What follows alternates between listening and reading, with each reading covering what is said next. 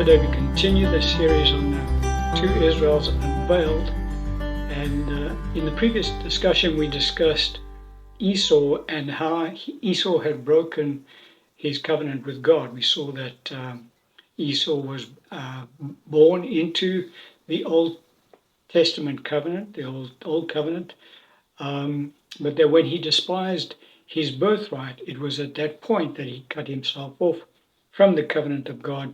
And we saw how that impacted on Esau's descendants even today. And so in this session today, we want to have a look now at the second Israel, the Israel of God. Paul speaks about two Israels in his writings. He speaks about Israel after the flesh, and he speaks about the Israel of God. Up until now in the series thus far, we've been looking at Israel after the flesh, and going forward, excuse me, we want to have a look at the Israel of God. And with regards to the Israel of God, it is important for us to recognize that very few in the church do understand that they are part of the Israel of God. And we'll go through today's teaching and into the rest of the series to bring that truth to the fore for this particular series. The passage of scripture that we'll open today's discussion with is in Galatians chapter 6, verse 12 to 16. The scripture says, "As many as desire to make a good showing in the flesh, these would compel you to be circumcised, only that they may not suffer persecution for the cross of Christ. For not even those who are circumcised keep the law, but they desire to have you circumcised, that they may boast in your flesh. But God forbid that I should boast except in the cross of our Lord Jesus Christ, by whom the world has been crucified to me, and I to the world. For in Christ Jesus neither circumcision nor uncircumcision avails anything, but a new creation. And as many as walk according to this rule, peace and mercy be upon them and upon the Israel of God." And so it's at this point that Paul introduces us to the concept of the second Israel, which is the Israel of God. And as I say, quite a few people in the church don't really understand the concept that there are the two Israels, and that the church is in fact the second Israel, which is actually quite ironic because it is the church that is the second Israel. But as we go through today's teaching, we'll have a more clearer understanding of that concept. The context of this particular passage that Paul is teaching on is that certain Jewish ministers had gone into the churches in Galatia and were trying to persuade them that in order for them to be saved, they needed to be circumcised and they needed to observe the laws of Moses. And they put themselves forward as examples, because they put themselves forward as saying, look, we believe in Jesus as the Messiah, that he has died on the cross for our sins. However, that is not enough in order to be saved. It is because we are part of the Jewish nation, because we are circumcised, that we are thus saved. And so they were trying to persuade the Gentile believers in the churches of Galatia to in fact convert to Judaism. Now Paul then warns the churches in Galatia not to go down this road, for he re-emphasizes the fact that it's faith alone in Christ Jesus and in the completed work that he's done on the cross that enables one to be saved. It has nothing to do with circumcision. And so that's the background of what Paul is addressing in this particular passage of scripture. Paul then goes on in this passage to teach the church that neither circumcision nor uncircumcision avails anything, but he then goes on to say, but a new creation. So what does that statement mean? Well, the circumcision that Paul refers to in this passage is referring to Jews, those who are circumcised in the flesh. The uncircumcision that Paul is referring to in this passage is referring to Gentiles. The new creation that Paul is referring to in this passage are all those who are born again in Christ Jesus, who have become new creations in Christ. 2 Corinthians 5:17 says that if any man be in Christ, he is a new creation. Behold, all things have passed away, all things have become new, and all things are of God. And so Paul is teaching us in this passage that being a Jew or being a Gentile doesn't mean anything in Christ. It's only the born again spirit that matters. Paul goes on in this passage to commend believers who understand this principle and walk according to it. And then he introduces us to the second Israel. For he says, for these are the Israel of God. And so we see that circumcision in this passage refers to Israel after the flesh, because it's in the flesh that Jews are circumcised. And the new creation in this passage refers to the Israel of God, for it's in the spirit of the believer that they are born again and thus become new creations in Christ. And so Paul differentiates between the circumcision in this passage, and he differentiates between the new creation in this passage. The circumcision being Jews, Israel after the flesh, and the new creation being believers who are the Israel of God. He is very clear in his different between those two Israels, the Israel after the flesh and the Israel of God. And so we see that being part of the Israel of God has nothing to do with being part of Israel after the flesh, and vice versa. Why do we say that? Well, the qualifications to be part of one is not the same qualification that is required to be part of the other.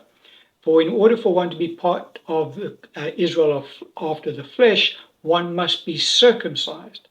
And in order for one to be part of the Israel of God, one must be born again. And so if one is circumcised, that doesn't qualify the individual to be part of the Israel of God. And if one is born again, that doesn't qualify one to become part of the Israel after the flesh. And so the two qualifications differ for the two different Israels. And the one doesn't pertain to the other. You can't cross-refer them. It's the qualification to be part of the Israel after the flesh is circumcision. The qualification to be part of the Israel of God is the new birth. The two are completely separate. And so someone will say, yes, but what about Jews? Because Jews who are circumcised, obviously, they're part of the Israel after the flesh, they can become born again. If they believe in Christ Jesus as their Lord and Savior, as their Messiah, well, then they become born again. They become part of the Israel of God. And that is, in fact, true. And so we see that Jews have Jewish believers, should I say, are able to be part of both Israels because they are part of Israel after the flesh before they're born again. When they are born again, they then become part of Israel, the Israel of God. So Jews are under Jewish believers, that is, are under different dispensation to Gentile believers in this area. They are able to be part of both Israels. They fall into a unique category. It's important for us to recognize this distinction. Why do I say that? Because this particular truth becomes a bit of a stumbling block to certain sects in the church. Because what happens is that they do not understand that Jewish believers are under different dispensation of grace to Gentile believers. And that's Paul differentiates between Jewish believers and Gentile believers in his writings to the church. In Galatians 2:7, he talks about the gospel to the circumcised, and he talks about a different gospel to the uncircumcised. And the reason why there's these two gospels that Paul talks about is because of this uniqueness of Jewish believers, in that they are under a different dispensation of grace compared to Gentile believers. And so why are they under this different dispensation of grace? Well, we need to understand that Jewish believers, before they come into the kingdom of God, before they become part of the Israel of God, they already have a covenant relationship with God because they are partakers of the old covenant, as normal Jews are. And so when they come into the kingdom of God, when they come into the Israel of God, God gives them a dispensation of grace that allows them to continue to practice the old covenant. And he does that until such a time as they start to learn and mature and in how to walk under the new covenant that they have now become partakers of. But that takes time. There's a transition period that is required.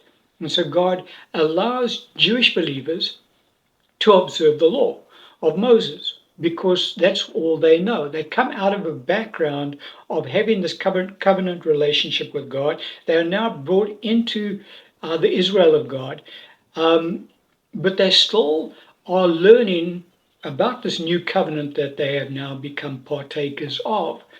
And so, in that period where they are transitioning between the old and the new, God allows them to continue in the old. In other words, they have no problems. God has no problem with them observing the laws of Moses, keeping the various feasts, etc., etc. That's the dispensation of grace that God places them under. Now we get over to Gentile believers, and that's where not a lot of Gentile believers, but Gentile believers who in certain sects of the church observe this, they see Jewish believers observing the laws of Moses, and then they look at that and they think to themselves, well, if God allows them to observe the laws of Moses, well, then clearly God's not going to be, he's no different respecter of persons. And thus he allows Gentile believers to also observe the laws of Moses, keep the various feasts, etc., etc. But what those Gentile believers fail to understand is that when they came into the kingdom of God, they had no prior covenant relationship with God, unlike their Jewish brethren. And so when Gentile believers come into the kingdom of God, they do not need God's grace in this area. Because they never had an Old Testament covenant relationship with God in the first place. They come into the kingdom of God having had no covenant relationship with God. And so Gentile believers receive no grace in this area because they don't need it. And so that's where Gentile believers can get a bit messed up in this area because they observe Jewish believers and they think, well, if they can do it, so can we. No, we can't, because when we come into the kingdom of God, we come in from a background of having no covenant relationship with God. Compared to our Jewish brethren in the church, they come into the kingdom of God having a background of having a covenant relationship with God already. And so God gives them a different dispensation of grace to what Gentile believers receive. Very important to understand that principle, because when Gentile believers attempt to observe the laws of Moses, what they do is they take themselves out of their own dispensation of grace. Because don't forget, God gives us no grace. Gentile believers have no grace to observe the laws of Moses, because that's not our covenant. We never came out of that covenant. So when Gentile believers attempt to observe the laws of Moses, what that does is it takes those Gentile believers outside of their dispensation of grace and it places them under law. And so it's very important for us to understand the differentiation between the two, because this does take place in the church and it creates problems. Paul warned Gentile believers from going down this path, because what it eventually does is it leads those Gentile believers to become to the point where they become separated from Christ. Galatians 5:4, Paul warns Gentile believers in this area. In other words, Gentile believers who choose to become part of Israel after the flesh, i.e. become circumcised, what they do is they then cut themselves off from being part of the Israel of God. They are not able to be part of the Israel of God and part of Israel after the flesh, unlike Jewish believers are. As we said, Jewish believers are in a unique category. God allows them because they can't become uncircumcised. Paul says, did you come into the kingdom of God circumcised? Try not to become uncircumcised. And so Jewish believers can't become uncircumcised. They're Jews. That's their heritage. That's what they know. God gives them grace to live in that realm. Gentile believers, on the other hand, do not have that, do not require God's grace in this area, and none is given. And so Gentile believers who attempt to become Jewish believers, in that they attempt to be circumcised and observe the laws of Moses, well, eventually what happens is they cut themselves off from Christ. They are then cut off from being part of the Israel of God. And so, whereas it's possible for Jewish believers to be part of the Israel after the flesh and Israel of God, it is impossible for Gentile believers to be part of the Israel of God and Israel after the flesh. As far as Gentiles are concerned, it's either one or the other. If they choose to be part of Israel after the flesh, they cut themselves off from being part of the Israel of God. It's very important that Gentile believers recognize that particular truth. Some would say, well, then that means that God is favoring Gentile believers over Jewish believers over Gentile believers, because they're allowed to be part of both Israels, whereas Gentile believers cannot be part of both Israels. Well, not really. God has no he's no respecter of persons. God shows no favoritism to no man. So it's not the fact that the Jewish believers are more highly favored by God. It's simply the case of they have to learn to abandon the old covenant and adopt the new. It takes time for them to do that. Some Jewish believers never really get to that point. Paul did, which is why a lot of the Jews did not like him when he was preaching the gospel, because they misunderstood what he was preaching when he said circumcision doesn't mean anything in the kingdom of God. And they were under the impression Paul was teaching Jewish believers, you can abandon the law of Moses, you don't have to circumcise your children anymore, and so they really went after Paul in this area. But it's very few Jewish believers that get to Paul's understanding of the gospel, and they recognize and they understand that circumcision actually doesn't mean anything. But in the spirit, what actually does transpire as far as Jewish believers are concerned is that when they are put into the Israel of God, they are cut off from the old covenant, because the scripture is very plain that he who has died to the law. Paul teaches us that.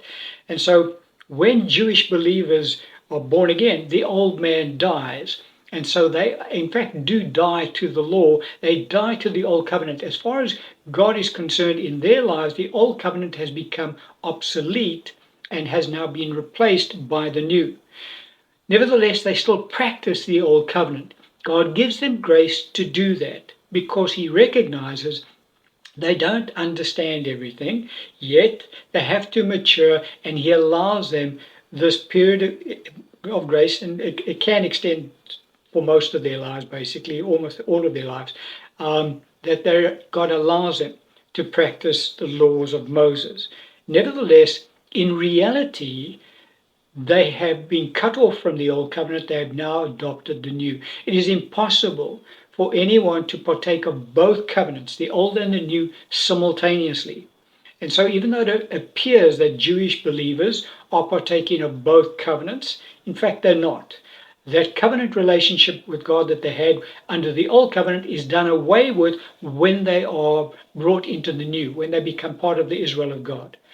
I trust that you understand that as far as God's concerned, the separation has taken place. So they're not partakers of both covenants. God allows them, because of their dispensation of grace, he allows them to continue to observe the laws of Moses. But that's purely God's grace that allows them to do that. It's not because he favors them in this area and he doesn't favor Gentile believers in this area at all. Not at all. As far as God is concerned, both Jewish believers and Gentile believers are under one covenant, which is the new, and are all part of one Israel, which is the Israel of God. And so it's very important for us to understand that distinction.